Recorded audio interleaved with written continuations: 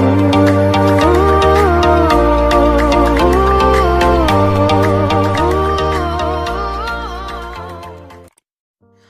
everyone, welcome back to my channel. Manisha is here. In today's video, I'm gonna share the part 5 of Lanja's Untamed. उससे पहले मैं आपको बता दूं, आज के काफ़ी सारे सीन्स ऐसे होने वाले हैं जो सीरीज़ में बिल्कुल भी नहीं दिखाए थे, पर ये ओरिजिनल नोवेल यानी कि मोदो उजुशी नोवेल में है।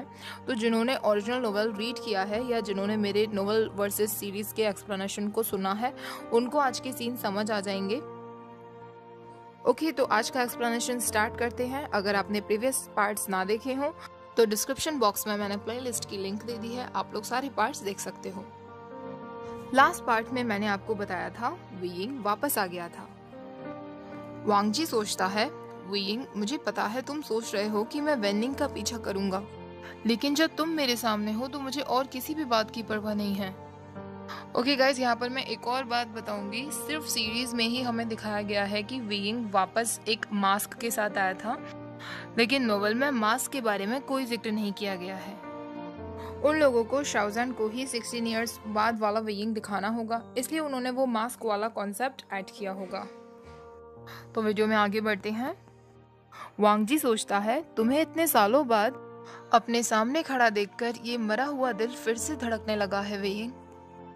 मेरे सामने फिर से वही सब आ रहा था जब हम 16 साल के थे और क्लाउड ओएसिस में मिले थे, जब हम 18 साल के थे और हमने अपना फर्स्ट किस शेयर किया था, और वो भयानक रात जब तुम मुझे छोड़कर चले गए थे और मैंने अपना अस्तित्व ही खो दिया था। मुझे पता है अब जो मेरे सामने है ये वो चेहरा नहीं जिससे मैंने प्यार किया था, लेकिन वीइंग मैंने कभी तुम्हारे चेहरे से प्यार नहीं किया था, मैंने तुम्हारी आत्मा से प्यार किया था। मुझे कोई फर्क नहीं पड़ता कि तुम पहले जैसे दिखो या ना दिखो, मैं तुमसे हमेशा प्यार करूंगा। मैं एक बार तुम्हें खो चुका हूँ और अब मैं तुम्हें फिर से नहीं खो सकता। चाहे मेरा क्लान तुम्हारे खिलाफ हो जाए, चाहे ये पूरी दुनिया क्यों ना तुम्हारे खिलाफ हो जाए, लेकिन मैं हमेशा तुम्हें प्रोटेक्ट करूंगा और अपने से कभी अलग नहीं होने दूंगा। तभी मैंने जेंगशा को देखा जो तुम्हारी तरफ बढ़ रहा था। उसे पता था कि वेनिंग को सिर्फ वीइंग ही कंट्रोल कर सकता है। जेंगशा ने जीडियन से तुम पर हमला करना चाहा। मैं तुरंत बीच में आ गया क्योंकि अब चाहे कुछ भी हो जाए मैं किसी को भी तुम्हें हर्ट नहीं करने दूंगा। लेकिन तुम बचकर भागने लगे और जीडियन के अटैक से तुम नीचे गिर गए। सब लोग शॉक्ड रह गए थे, क्योंकि अगर कोई सोल किसी बॉडी को कंट्रोल कर रही है तो जीडियन के अटैक से वो सोल बॉडी को छोड़ देती है, लेकिन तुम वैसे के वैसे ही खड़े थे। जेंगशा फिर तुम पर हमला करने लगा और अब मेरे बर्दाश्त करने की हद पार हो गई थी। मैं जेंगशा से लड़ने लगा था। मुझे कोई फर्क नहीं पड़ता कि अब वो क्लैन का लीडर बन चुका है। मेरे लिए सबसे ज्यादा इम्पोर्टेंट था उस इंसान को प्रोटेक्ट करना जो मेरे लिए सब कुछ है। सिजुए ने देखा कि तुम्हारी नोज से ब्लीडिंग हो रही थी। मैं तुरंत तुम्हारे पास गया और इससे पहले कि तुम बेहोश होते मैंने तुरंत तुम्हें अपनी गोद में लेटा लिया। मैंने सारे स्टूडेंट से कह दिया था कि मैं तुम्हें गुसू ले जा रहा हूँ। मैंने युनमक सेक्ट की तरफ कोई ध्यान नहीं दिया और तुम्हें अपनी बाहों में लेकर अपनी तलवार पर गुसू की तरफ निकल गया। मैं तुम्हें जिंगशी ले गया और जेंटली तुम्हें अपने बेड पर लेटाकर एक वार्म ब्लैंकेट तुम्हें उड़ाकर मैं वहां से निकल गया ताकि तुम पीसफुली आराम कर सको।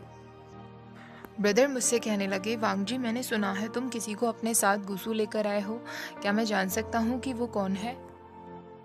मैंने कहा, ब्रदर वो वही है।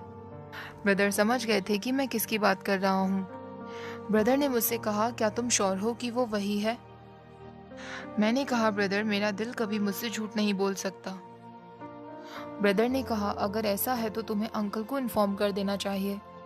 मैंने कहा, ब्रदर जब वो पूरी तरीके से रिकवर हो जाएगा तब मैं अंकल को इन्फॉर्म कर दूंगा, लेकिन प्लीज तब तक आप उसके बारे में किसी को भी कुछ मत बताइएगा।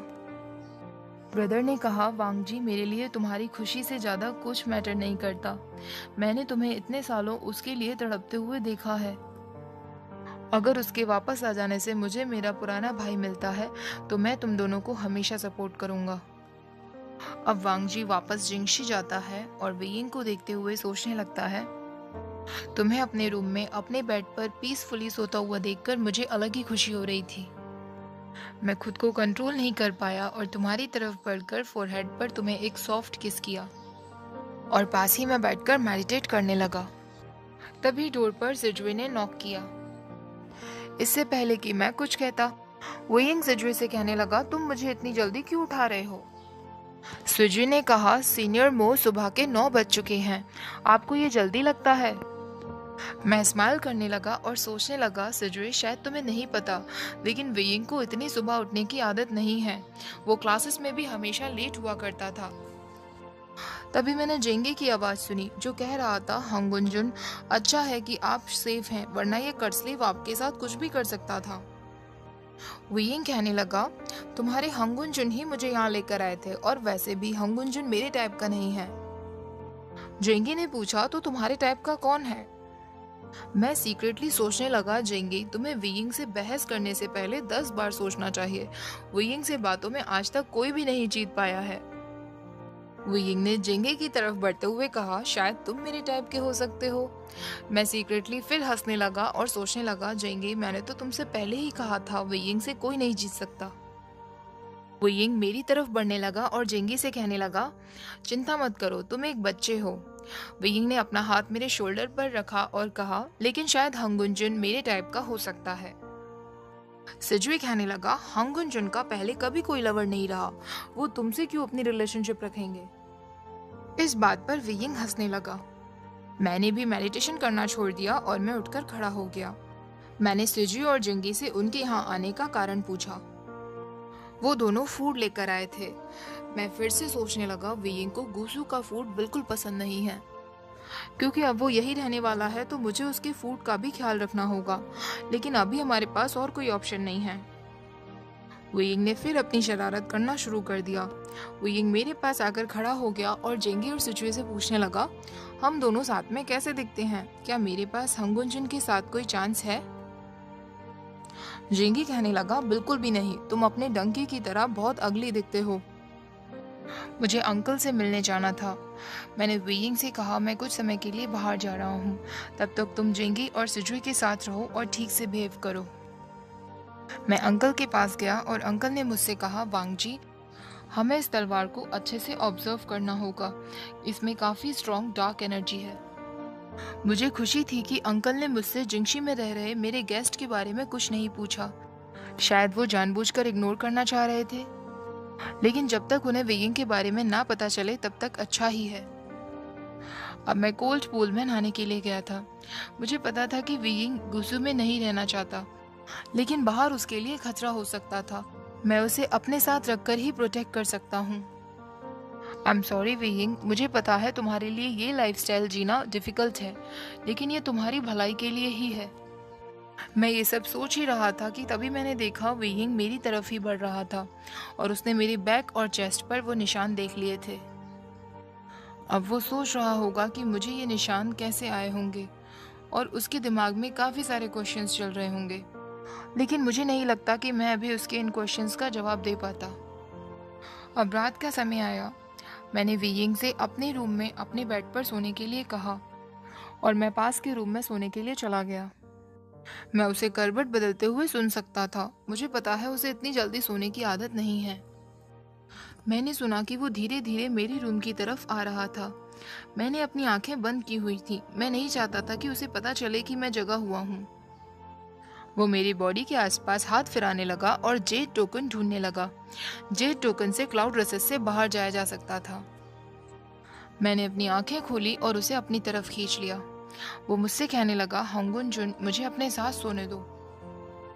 वो सोच रहा था कि अगर वो ऐसी हरकतें करेगा तो मैं उसे क्लाउड रेसेस से बाहर निकलवा दूंगा, लेकिन मैंने उसके सिर को अपने कंधे पर रखा और अपने हाथ को उसकी कमर पर रखा और उसके ऊपर बॉडी ब्लॉकिंग स्पेल कर दिया। और मैंने कहा, अगर तुम मेरे साथ सोना चाहते हो तो यही ठीक है।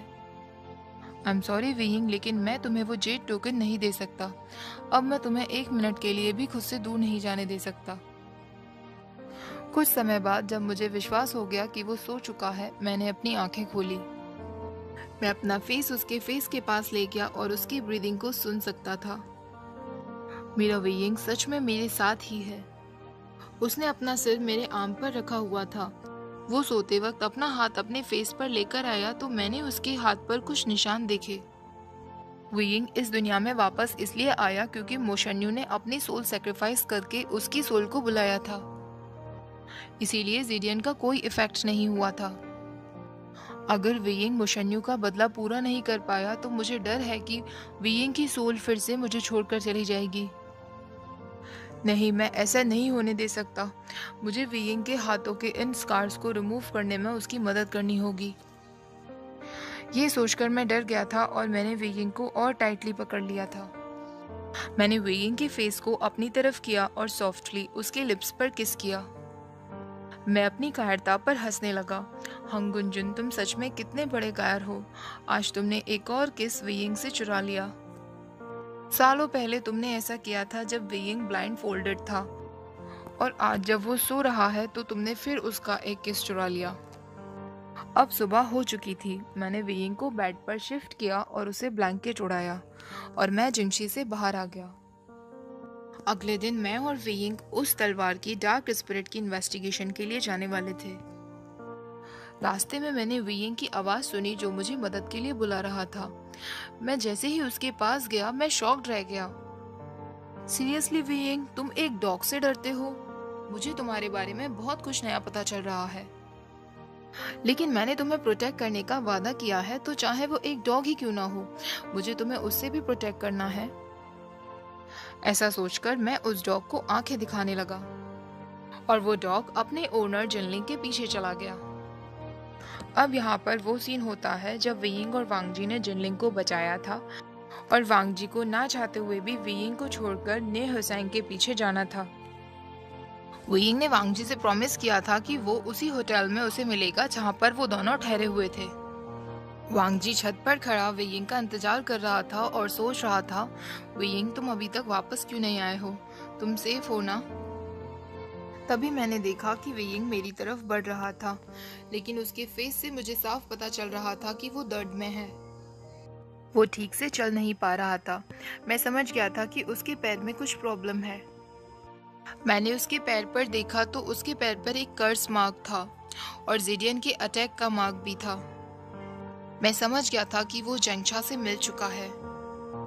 उसने मुझसे कहा, लंजा, जब तक मैं और वो इस दुनिया में हैं तो एक ना एक दिन तो हम दोनों को मिलना ही था। मैं सोचने लगा, वीइंग, तुम कब तक मेरे सामने एक्टिंग करोगे कि तुम्हें कोई फर्क नहीं पड़ता? तुम मुझसे अपना दर्द क्यों छुपाते हो? मैंने उसे अपनी बैग पर कैरी किया और उसे अपने रूम की तरफ ले जाने लगा। उसने मुझसे कहा, हंगुंजुन, तुमने मुझे दफन माउंटेन पर कैसे पहचाना था? मैं सोचने लगा, वीइंग, तुम मेरे दिल का एक हिस्सा हो, मैं तुम्हें कैसे नहीं पहचानता? मैंने उससे कह दिया कि तुमने मुझे खुद बताया था और तुम्हें इस बारे में सोचना होगा। उसने मुझसे कहा, लंजा, तुम मुझे कहाँ ले जा रहे हो? मैंने कहा, हमारे रूम की तरफ। मैं सोचने लगा, वीइंग, चिंता मत करो, मेरे दिमाग में अभी कुछ भी वैसा नहीं है, लेकिन एक दिन मैं तुम्हें ऐसे ही अपनी गोद में कैरी करते हुए जिंगशी की तरफ ले जाना चाहता हूँ, केवल अगर तुम्हारी परमिशन होगी तो। लेकिन अभी मैं सिर्फ तुम्हारी हेल्थ को लेकर चिंतित हूँ। इसके बाद वो सीन था जब वो लोग हुआसांग से मिले थे। गाइस, प्लीज आप लोग वीडियो एडिटिंग पे ध्यान मत देना, सिर्फ एक्सप्लेनेशन पे ध्यान देना, क्योंकि मुझे समझ नहीं आता कि मैं स्क्रीनशॉट्स क्या लगाऊं, क्योंकि ये सीरियस एक्सप्लेनेशन नहीं है। ओके, तो एक्सप्लेनेशन शुरू करते हैं। हुआसांग से मिलने के बाद वीइंग और वांगजी आगे के सुराग ढूंढने के लिए सिटी में घूम रहे थे। वीइंग वांगजी से कहने लगता है, लंजा, मैं थक गया हूँ, क्या तुम जाकर इन्फॉर्मेशन कलेक्ट कर सकते हो? वांगजी ऐसा ही करता है और इन्फॉर्मेशन के लिए आगे बढ़ने लगता है। तभी वीइंग उसका हाथ खींचता है और उससे कहने लगता है, हंगुंजुन, तुम कहाँ जा रहे हो? मैं तुम्हें बता दूं, तुम्हें खुश होना चाहिए कि मैं तुम्हारे साथ हूँ। तुम मेरे बिना कुछ नहीं कर पाओगे। अगर तुम ऐसा कोल्ड फेस लेकर लोगों के सामने जाओगे तो अगर उन्हें कुछ पता भी होगा फिर भी वो तुम्हें कुछ नहीं बताएंगे। वांगजी सोचने लगता है, वीइंग, तुम्हें पता भी नहीं कि तुम्हारे वर्ड्स कितने सच हैं। मैं सच में तुम्हारे बिना कुछ भी नहीं कर सकता। वीइंग कहने लगता है, हमें एक वाइन शॉप में जाना चाहिए और वहां से इन्फॉर्मेशन का पता लगाना चाहिए। वांगजी सोचता है, तुम्हें सिर्फ वाइन पीनी है और कुछ नहीं। जब दोनों वाइन शॉप में पहुंचते हैं तो वेटर वीइंग से कहता है, अगर आप हमारी शॉप की वाइन पीते हैं और आपको नशा नहीं हुआ तो आपका सरनेम मेरा हो जाएगा। वेइंग चैलेंज को एक्सेप्ट कर लेता है। वेइंग वाइन के जार्स ऑर्डर करता जाता है। वांग जी सोचने लगता है, तुमने गलत इंसान को चैलेंज किया है। वेइंग चाहे कितना भी ड्रिंक कर ले पर उसे नशा तो कभी नहीं होगा। तभी वांग जी ने देखा कि वो वेटर वेइंग के साथ कुछ ज्यादा ही फ्रेंडली हो रहा था और उसके कंधे पर हाथ रखने लगा। वांग जी को गुस्सा आता है और वो गुस्से में उस वेटर को घूरते हुए वहां से चला जाता है और वेइंग से कहता है कि मैं तुम्हारा बाहर इंतजार कर रहा हूँ। वांग जी बाहर जाकर सोचने लगता है, उसकी इतनी हिम्मत भी कैसे हुई कि उसने मेरे वेइंग पर हाथ रखा। वो वेटर वेइंग से कहने लगता है, वो यंग मास्टर मुझे ऐसे घूर रहे थे जैसे कि मैंने उनकी वाइफ के ऊपर हाथ रख दिया हो। वेइंग इस बात पर हंसने लगता है। वांग जी सारी बातें सुन रहा होता है। अब वेइंग उस वेटर से कहता है, मैंने तुम्हारी वाइन के सारे जार्स पी लिए लेकिन फिर भी मुझे नशा नहीं हुआ है, तो अब तुम्हें मेरा सरनेम अपना बनाना होगा। वेटर उसका सरनेम पूछता है तो वेइंग कह देता है, मेरा सरनेम लैन है। वांग जी सोचने लगता है, वेइंग लैन सरनेम तुम्हें सूट करता है, लेकिन अगर मेरे अंकल को पता चला तो वो फिर से कोमा में चले जाएंगे। जब तक तुम सरनेम को लेकर सीरियस ना हो तो प्लीज ऐसा मजाक मत किया करो। अब दोनों एक होटल में रहने के लिए पहुंचते हैं। होटल ओनर उनसे पूछता है कि वो कितने रूम्स लेंगे। इससे पहले कि वांग जी कुछ कह पाता, वेइंग कह देता है कि हम एक रूम लेंगे। दोनों मिलकर अपने रूम में पहुंचते हैं। वेइंग कहता है, लंजा रूम तो बहुत सुंदर है और यहाँ बस एक ही बेड है। ऐसा कहकर वो हंसने लगता है। वांग जी उससे कहता है, शेमलेस। अब वेइंग वाइन के वो जार्स खोलता है जो वो उस वाइन शॉप से लेकर आया था और वांग जी से कहने लगता है, लंजा चलो मिलकर वाइन पीते हैं। ये तुम्हारा क्लाउड रिसेस नहीं है तो यहाँ पर किसी तरीके की कोई रिस्ट्रिक्शंस नहीं है। वांग जी सोचने लगता है, वो सोच रहा था कि शायद मैं उससे मना कर दूंगा, लेकिन मैंने उसके हाथ से वाइन का ग्लास लिया और पी गया। वाइन पीते ही मैं लेट गया। वेइंग मुझसे कहने लगा, लंजा क्या तुम सो गए हो? इतने सालों में भी तुम्हारी आदत बिल्कुल नहीं बदली है। लोगों को वाइन पीने के बाद पहले नशा होता है और फिर वो सोते हैं, लेकिन तुम तो वाइन पीते ही सो जाते हो। ऐसा कहकर वेइंग बाहर चला गया और फ्लूट बजाने लगा। फ्लूट की आवाज सुनकर चेन से बंधा हुआ वेनिंग उसके पास आया। मैंने देखा कि वेइंग वेनिंग के बालों को टच कर रहा था। मुझे इतना गुस्सा आने लगा, मेरी बेचैन हमला करने के लिए बस तैयार थी। पर तभी मैंने देखा कि वेइंग वेनिंग के बालों से कोई कील निकाल रहा था। वेइंग ने मुझे देखा और मुझसे कहने लगा, लंजा तुम यहाँ क्या कर रहे हो? मैंने वेइंग की बातों का कोई जवाब नहीं दिया क्योंकि मेरा ध्यान तो सिर्फ वेनिंग की तरफ था। मुझे उस पर इतना गुस्सा आ रहा था कि मैंने उसको पीछे की तरफ धक्का दिया और उसे यहाँ से दूर जाने के लिए कहा। वेइंग कहने लगा, लंजा तुम वेनिंग को क्यों मार रहे हो? मैंने फिर उसकी बातों का कोई ध्यान नहीं दिया। वेनिंग को फिर पुश किया और वेइंग को अपनी तरफ खींच लिया। वेइंग कहने लगा, ठीक है लंजा मैं तुम्हारे साथ ही चलता हूँ, लेकिन पहले मुझे वेनिंग को वापस भेजने दो। वेइंग वेनिंग को वापस भेजने के लिए फिर फ्लूट बजाने लगा। इस बात पर मुझे और गुस्सा आने लगा। मैंने वेइंग के हाथ से फ्लूट छीन ली और उससे कहा कि तुम वेनिंग के लिए फ्लूट नहीं बजा सकते। वेइंग कहने लगा, ठीक है मैं सिर्फ तुम्हारे लिए फ्लूट बजाऊंगा।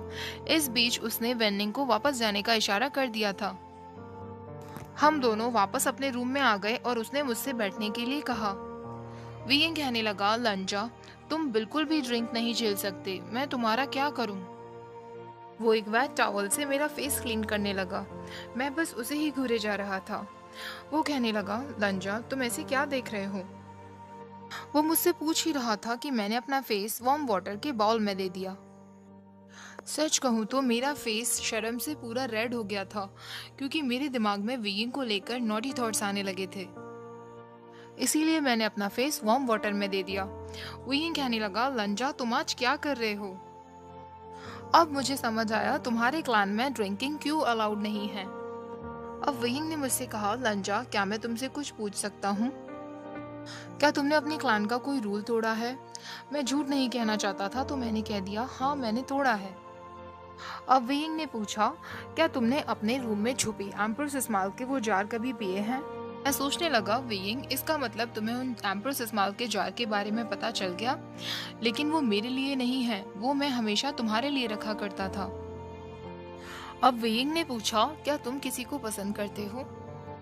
मैंने भी कह दिया हाँ। वेइंग कहने लगा, कौन है वो? क्या तुम्हारी क्लान से कोई है?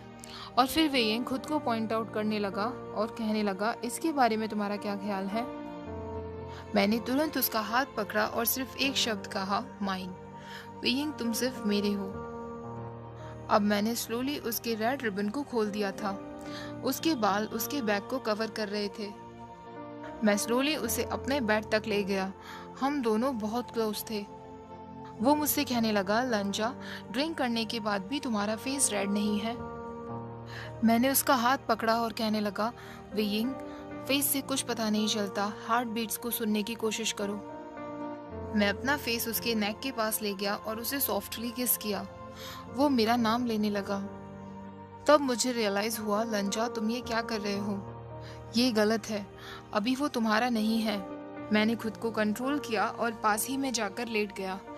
मैंने अपनी आंखें बंद कर ली और उससे कहा कि 9 बज चुके हैं, अब सोने का समय है। क्योंकि मेरे पास बस एक यही एक्सक्यूज था। वो कहने लगा, लंजा, तुम इतने ड्रंक हो फिर भी तुम अपने रूल्स को फॉलो करते हो।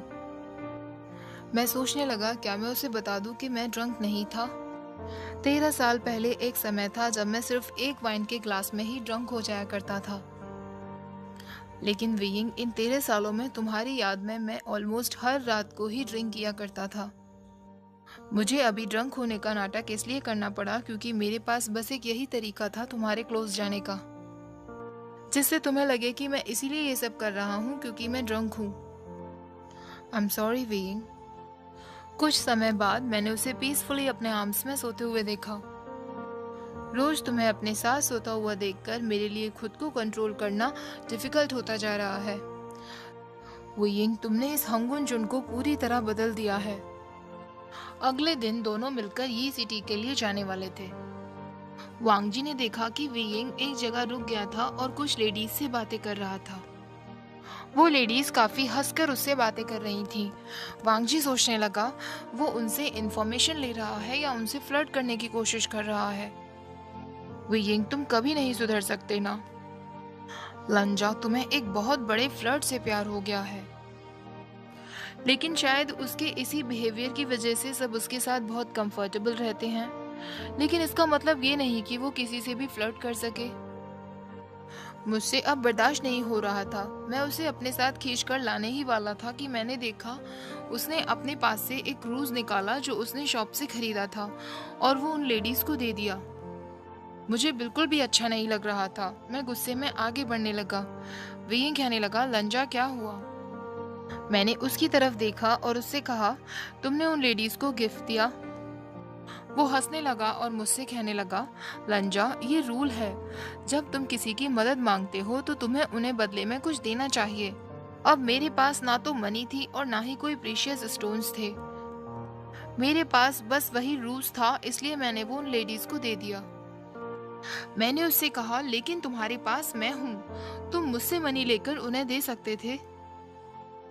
उसने मुझसे कहा, लंजा, मैं नहीं ले सकता, ये मनी तुम्हारी है। मैंने उससे कहा, जो मेरा है वो तुम्हारा भी है। वो शॉक्ड रह गया और मेरी तरफ ही देखने लगा।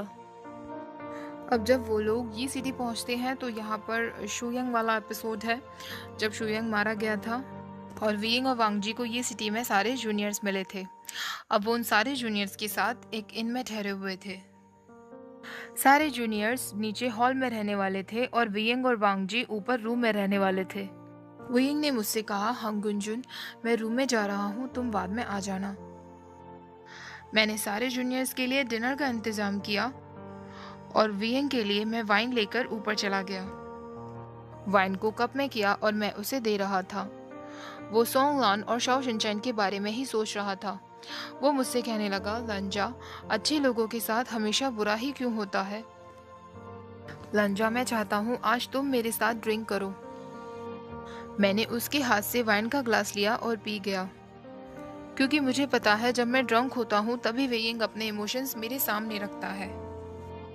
वाइन पीते ही मैं फिर सो गया। वो मेरे कान में कहने लगा, लंजा, तुम सच में बहुत क्यूट हो। इससे पहले कि वो और कुछ कहता, विंडो पर नॉक की आवाज हुई और वहां वेनिंग था। मुझे फिर गुस्सा आने लगा, वेनिंग यहाँ क्या कर रहा है? वेनिंग को देखकर वेइंग मेरे कान में कहने लगा, लंजा, तुम आराम से सो जाओ, मैं अभी थोड़ी देर में आता हूँ। वो मुझे रूम में अकेले छोड़कर चला गया। जब वो काफी समय तक वापस नहीं आया तो मुझे उसकी चिंता होने लगी और मैं बाहर निकल गया। मैंने सुना जिनलिंग वेइंग के लिए कुछ गलत कह रहा था। मेरी आंखें सिर्फ वेइंग की तरफ ही थी। मैं देख सकता था कि जिनलिंग के मुंह से अपने लिए ऐसे शब्द सुनकर वेइंग कितना दुखी है। उसे कब तक और ये सब सहना होगा? वो एक बार अपनी लाइफ खो चुका है, क्या इतना काफी नहीं है? क्या उसने सच में इतना गलत किया था? वो बस मासूम लोगों की मदद करना चाहता था। इसमें उसकी क्या गलती थी? सारी दुनिया उसे गलत क्यों समझती है? अगर जिनलिंग ने अपने पेरेंट्स को खोया है तो वेइंग ने भी तो अपनी शिजू को खोया था। वेइंग, आज मैं अपनी पूरी कोशिश करूंगा तुम्हारे फेस पर स्माइल लाने की, चाहे उसके लिए मुझे तुम्हारे सामने ड्रंक होने का नाटक ही क्यों ना करना पड़े। मैं बाहर चला गया। वेइंग और वेनिंग को साथ में देखकर मुझे इतनी जलन हो रही थी, मैंने वेनिंग को वहां से जाने के लिए कहा। इससे पहले कि वेनिंग कुछ कहता, मैं अपने कान बंद करके खड़ा हो गया, जैसे मैं उसे सुन ही नहीं सकता। वेइंग ने वेनिंग से कहा कि तुम यहाँ से अभी चले जाओ, मैं तुमसे बाद में मिलूंगा। और मैं वेइंग का हाथ खींचकर उसे हमारे रूम में ले आया। इसके बाद वाला चैप्टर तो आप लोगों ने गैस कर ही लिया होगा कि कौन सा होगा। इसके बाद हाइड एंड सीक गेम वाला चैप्टर होने वाला है। वेइंग और वांगजी अपने रूम में वापस आ गए थे। वांगजी ड्रंक था। वांगजी ने वेइंग को वॉल पर पुश किया और उसके फेस को अपने गालों से पकड़कर उसे किस करने ही वाला था कि सोचने लगा, ये गलत है, मुझे अभी वेइंग की फीलिंग्स के बारे में नहीं पता, मैं ये सब नहीं कर सकता। तभी वेइंग उससे कहने लगा, लंजा, तुम ये क्या कर रहे हो? तुम सच में बहुत ड्रंक हो। लंजा, क्या तुम मुझे अपना फोरहेड रिबन दे सकते हो? वांगजी ने तुरंत अपना फोरहेड रिबन खोल दिया और वेइंग के हाथ में दे दिया। वेइंग उस रिबन को देखकर कहने लगा, ये तो बिल्कुल सिंपल सा है, इसमें कुछ भी स्पेशल नहीं है। मुझे लगा था कि इसमें कुछ सीक्रेट छुपा होगा, लेकिन ये तो बिल्कुल प्लेन सा है। वांगजी सोचने लगा, मुझे पता है वेइंग को लग रहा है कि मैं ड्रंक हूँ, तो क्यों ना इस बात का फायदा उठाकर मैं उसके साथ कुछ गेम खेलूं। ये सोचते ही मैंने वो फोरहेड रिबन वेइंग के हाथों पर बांध दिया। वो मुझसे कहने लगा, लंजा, तुम ये क्या कर रहे हो? इसे अभी के अभी खोलो। और मैं उसकी शर्ट के बटन्स खोलने लगा। वेइंग की हालत देखकर मैं मन ही मन मुस्कुरा रहा था। अब वेइंग मुझसे कहने लगा, लंजा, अगर लोगों ने हमें इस हालत में देख लिया तो वो हमारे बारे में क्या सोचेंगे? तभी मुझे याद आया, नीचे सारे जूनियर्स बैठे हुए हैं जो अलग अलग क्लान से हैं। अगर मैं ऐसी हालत में वेइंग को नीचे ले जाता हूँ और सारे जूनियर्स ने देख लिया कि मैंने अपना रिबन उसके हाथों पर बांधा हुआ है, तो जल्दी ही ये न्यूज़ सारे में फैल जाएगी कि लांग बांगजी ने अपना पार्टनर चुन लिया है। ऐसा सोचते ही मैं तुरंत वेइंग को नीचे की तरफ खींचते हुए ले गया। वो मुझसे कह रहा था, लंजा, क्या तुम पागल हो गए हो? लेकिन मैंने उसकी बातों का कोई ध्यान नहीं दिया। जैसे ही हम दोनों नीचे गए, सिजुई मुझे देखकर कहने लगा, हॉन्गुन जुन, आपका फोरहेड रिबन कहाँ है? मैंने वेइंग के हाथों को सबको दिखाते हुए कहा, मेरा फोरहेड रिबन यहाँ है। जिंगी शॉक्ड हो गया और कहने लगा, हॉन्गुन जुन, इसका मतलब वो आपका पार्टनर है? क्या आप दोनों शादी कर रहे हैं? वेइंग कहने लगा, ऐसा कुछ नहीं है। हॉन्गुन जुन बस मुझे सिखा रहा था कि अगर हम किसी पपेट को देखें तो गुसू क्लैन फोरहेड रिबन का इस्तेमाल उसे बांधने में किया जा सकता है। सिजुई हंसते हुए कहने लगा, हम समझते हैं सीनियर मो। मैं समझ गया था कि सारे जूनियर्स तक मेरा मैसेज पहुंच चुका है। अब मैं वेइंग को हमारे प्राइवेट रूम में वापस ले गया। मैंने रूम का डोर बंद कर दिया और डोर के सामने काफी सारी टेबल्स लगा दी ताकि कोई भी अंदर ना आ सके, स्पेशली वेनिंग तो बिल्कुल ना आ सके। मैंने वेइंग को बेड पर जोर से पुश किया और उसके हाथों को पकड़ लिया। वो मुझसे बोले जा रहा था कि लंजा, आखिरकार तुम क्या कर रहे हो? तुम्हें हो क्या गया है? मैंने अपने हाथ से उसका मुंह बंद कर दिया, लेकिन उसके बाद जो उसने किया वो मैंने बिल्कुल नहीं सोचा था। उसने मेरे हाथ को अपनी टंग से लिक किया। उसकी इस अचानक हरकत की मुझे बिल्कुल भी एक्सपेक्टेशन नहीं थी। मैंने तुरंत अपना हाथ हटाया और उससे अलग हो गया। मुझे उसके सामने बहुत एम्बैरेसिंग फील हो रहा था। मैं उससे छुपने लगा। वो मुझसे कहने लगा, लंजा, क्या तुम मेरे साथ हाइड एंड सीक खेलना चाहते हो? तुम मुझसे छुप क्यों रहे हो? मैं सोचने लगा, अगर मैं उससे कह दूं कि हाँ मैं उसके साथ हाइड एंड सीक खेलना चाहता हूँ, तो क्या वो सीरियसली मेरे साथ खेलेगा? ऐसा सोचकर मैंने अपना सिर हिला दिया और उसने मुझसे कहा, ठीक है लंजा, मैं तुम्हें पकड़ने आ रहा हूँ, तुम्हें छुपना होगा। मैं सोचने लगा, इसका मतलब वो सच में सीरियस है। मैं भागने लगा, मुझे उसके साथ खेलने में बहुत मजा आ रहा था। उसने मुझसे कहा, लंजा, अगर मैंने तुम्हें पकड़ लिया तो मैं तुम्हें फिर से लिक करूंगा। ये सुनते ही मैं उसके सामने जाकर खड़ा हो गया और मैंने उससे कहा, तुमने मुझे पकड़ लिया। लेकिन वो मुझे टीज करने लगा। उसने मुझसे कहा, इस राउंड को नहीं माना जाएगा क्योंकि तुम खुद मेरे सामने आ गए थे। ऐसा कहकर वो हंसने लगा। उसकी वो स्माइल वही स्माइल थी जिसकी मुझे आदत हुआ करती थी, जिस मुस्कुराते चेहरे से मुझे प्यार हुआ था। वियिंग, मैंने तुम्हारी इस स्माइल को बहुत मिस किया। उसने मुझसे कहा, लंजा, तुम अपसेट क्यों हो गए? क्या तुम चाहते हो कि मैं तुम्हें लिक करूं? मैंने अपना सिर हिला दिया। वो मेरा हाथ अपने लिप्स के पास ले गया और उसने मुझे फिर से लिक किया। मैंने तुरंत अपना हाथ हटा लिया और फिर उससे छुपने लगा। वो मेरे पीछे दौड़ने लगा। मैं फिर उसके सामने आकर खड़ा हो गया। उसने मुझसे बेड पर बैठने के लिए कहा। उसने मुझसे कहा, लंजा, अगर तुम चाहते हो कि मैं तुम्हें लिक करूं, तो उसके लिए तुम्हें भागने की जरूरत नहीं है। उसने मेरा हाथ लिया, उसने मेरे हाथ पर किस किया, फिर मेरे आर्म्स पर किस किया। ऐसे ही धीरे धीरे करते करते वो मेरे लिप्स तक आ गया। मेरी हार्ट बीट्स इतनी फास्ट हो गई थी, ये वो पल था जिसका मैंने कब से इंतजार किया था। लेकिन अचानक से वो मुझसे अलग हो गया। उसकी आंखों में डर था। वो मुझसे कहने लगा, सॉरी लंजा, मैं तुम्हारा फायदा नहीं उठाना चाहता था। मैं अंदर ही अंदर हंसने लगा। सालों पहले एक समय ऐसा था जब मैंने उसका फायदा उठाया था और मुझे गिल्टी फील हो रहा था, और आज मुझे किस करने पर उसे गिल्टी फील हो रहा है। आखिर हम दोनों के बीच ये गिल्ट कब खत्म होगा?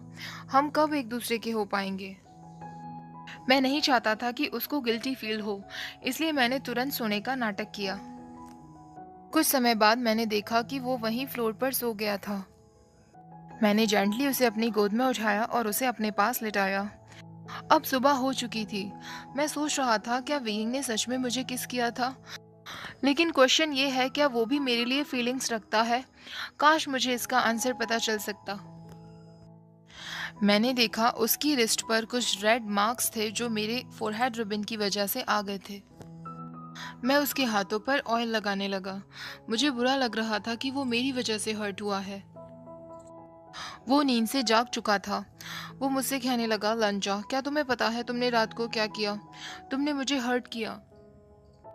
कुछ समय बाद सिजू ने हमारे डोर पर नॉक किया। वो हमें नीचे बुला रहा था। मैंने उससे कहा कि वो हम दोनों का इंतजार करे। अब हम लोग वहां से वापस आ रहे थे। वियिंग ने फिर मुझसे कहा, लंजा, तुमने मुझे दफन माउंटेन पर कैसे पहचाना था? मैं कहने लगा, वियिंग, तुम्हारी मेमोरी इतनी पुअर क्यों है? क्या तुम हमारे बीच के सारे मोमेंट्स भूल गए हो? वो सिजुए और जिंगी के पास चला गया। मैं सोचने लगा, वियिंग, अगर तुम्हें कुछ याद नहीं, फिर भी मुझे तुम पर गुस्सा नहीं आ रहा। मुझे इस बात की ही खुशी है कि तुम मेरे साथ हो। मैं उस दिन का इंतजार करूंगा जब हम दोनों एक हो जाएंगे। मैंने सुना तुम सिजुए से फोरहेड रिबन का मीनिंग पूछ रहे थे। मुझे याद है तुमने मेरे फोरहेड रिबन को कितनी बार टच किया है। लेकिन तब हम बच्चे थे, मुझे तुम पर गुस्सा आ जाया करता था। लेकिन मुझे नहीं पता था कि तुम्हारी इन्हीं हरकतों की वजह से मुझे तुमसे और गहरा प्यार होता जा रहा है। इन 13 सालों में मैंने तुम्हारी इन हरकतों को इतना मिस किया है वियिंग। कभी कभी मुझे बहुत डर लगता है, क्या मैं तुम्हें कभी सच बता पाऊंगा? अब यहाँ पर वो सीन होता है जब वेइंग मुशन्यू बनकर वांगजी और लैन चिचैन के साथ जिन लिनथाए गया था, और उसे पता चला था कि जिन गोंगवायो के चैम्बर में ही रेड ब्लेड मास्टर का हेड रखा हुआ है। लेकिन वहां सबके सामने उसकी ट्रू आइडेंटिटी रिवील हो गई थी कि वही वे वुशियन है, और सब उसको मारने के लिए उसके पीछे आ रहे थे। वांगजी उसके साथ खड़ा था। वुयिंग ने मुझे पीछे किया और मुझसे कहा, लंजा, तुम मुझसे दूर हट जाओ। तुम उन सबसे कह देना कि तुम्हें नहीं पता था मैं ही वेइंग हूँ, और मैंने तुम्हें भी धोखे में रखा है। मैंने उसका हाथ पकड़ा और उससे कहा, कुछ भी हो जाए मैं तुम्हें छोड़कर नहीं जाऊंगा, मैं तुम्हारे साथ ही हूँ। उसने मुझसे कहा, लंजा तुम फिर से सोचो, अगर आज तुमने मेरा साथ दिया तो तुम्हारी रेपुटेशन हमेशा के लिए खराब हो जाएगी। मैंने उससे कहा, मुझे कोई फर्क नहीं पड़ता। मैं सोचने लगा, वेइंग तुम्हें अभी भी समझ नहीं आता कि मुझे सिर्फ तुम्हारा साथ चाहिए, मुझे अपने रेपुटेशन की कोई चिंता नहीं है। मैंने उसका हाथ पकड़ा और उसे अपने साथ ले जाने लगा। तभी हमारे सामने जिनलिंग आकर खड़ा हो गया। इससे पहले कि मैं कुछ कर पाता, जिनलिंग ने वेइंग को स्टैप कर दिया। एक बार फिर वेइंग मेरे सामने दर्द में था और मैं उसे प्रोटेक्ट नहीं कर पाया। मुझे खुद पर इतना गुस्सा आ रहा था, शायद मैं उसके लायक ही नहीं। मैंने उसे गोद में उठाया और जिंगशी में वापस ले आया। अब यहाँ वो सीन था जब वेइंग ने लैन शोचैन को जिन गोंगवायो के बारे में बताया था, लेकिन लैन शोचैन को विश्वास नहीं हो रहा था। लेकिन फिर भी वो वेइंग को एक मौका देना चाहता था। जिन गोंगवायो लैन शोचैन से मिलने क्लाउड रेसेस आया था और लैन शोचैन ने वेइंग और वांगजी को ब्यूरल माउंट्स जाने के लिए कहा था। हम दोनों साथ में जा ही रहे थे तो वेइंग ने मुझसे कहा, लंजा शायद मुझे पता चल गया है कि तुमने मुझे दफन माउंटेन पर कैसे पहचाना था। उस दिन जो म्यूजिक मैंने प्ले किया था, ये वही म्यूजिक था ना जो तुमने मुझे श्वेन्यू केव में सुनाया था। अगर तुमने मुझे इसी म्यूजिक के जरिए पहचाना, इसका मतलब तुमने ये म्यूजिक आज तक और किसी को नहीं सुनाया। इस म्यूजिक को किसने कंपोज किया है? मैंने कह दिया कि मैंने कंपोज किया है। अब वेइंग ने मुझसे कहा, तो इस म्यूजिक का नाम क्या है?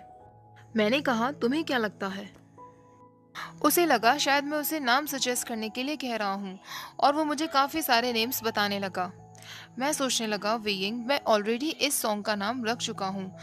अब हम आगे बढ़े तो एक घर के पास हमने देखा काफ़ी सारे वाटरमेलन्स रखे हुए थे। वेइंग वहाँ गया और एक वाटरमेलन उठाने लगा। मैं वहाँ मनी रखने ही वाला था कि तभी उस घर के ओनर वहाँ आने लगे। इससे पहले कि मैं कुछ कर पाता, वेइंग ने मुझे ग्राउंड पर पुश किया और मेरे ऊपर आ गया। हम झाड़ियों के पीछे थे। वेइंग के बाल मेरे शोल्डर्स तक आ रहे थे। मैंने उससे कहा, वेइंग ये क्या कर रहे हो? वो मुझसे कहने लगा, लंजा तुम इतना शर्मा क्यों रहे हो? ये पहली बार तो नहीं है कि मैं तुम्हारे ऊपर हूँ। ऐसा कहकर वो मुझे टीज करने लगा। मैं सोचने लगा, वेइंग वो बात अलग है, वो प्राइवेट है। और मैंने उससे शेमलेस कहा।